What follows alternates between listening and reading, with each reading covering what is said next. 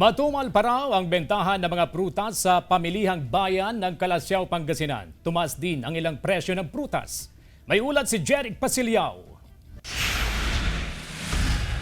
Konti pa lang ang namimili pero nakalatag na ang mga panindang prutas ni Jovelyn Bautista sa Calasiao Public Market.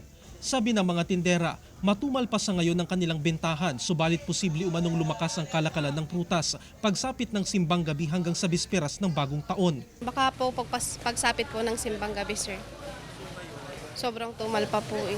Sinabihan na din po kami nung mga pinagkukuhanan namin na tataas na po sa susunod na linggo.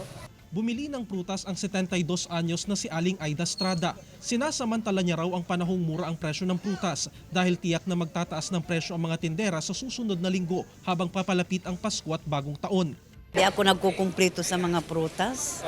Gusto ko yung mga ilan lang, konti lang. Kung talagang yayaman ka, magsipag ka. Ikaw ay yayaman.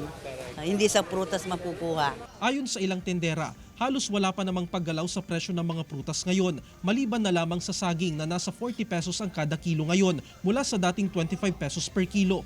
Sabi ng ilang tindera, apektado raw ang supply ng saging dahil sa epekto ng mga nagdaang bagyo. Wala pang pinagbago sa presyo ng lemon, mangga, peras, kiat-kiat, pakwan, mansanas at ubas. Pero may ilang nagmahal tulad ng dalandan at melon. Nasa 120 pesos per kilo naman ang presyo ng chiko. Opo, magtataas pa. Sigurado magtataas ang presyo ng urea. Kasama si Daryl Peralta, Jeric Pasiliao, 1 North Central Luzon.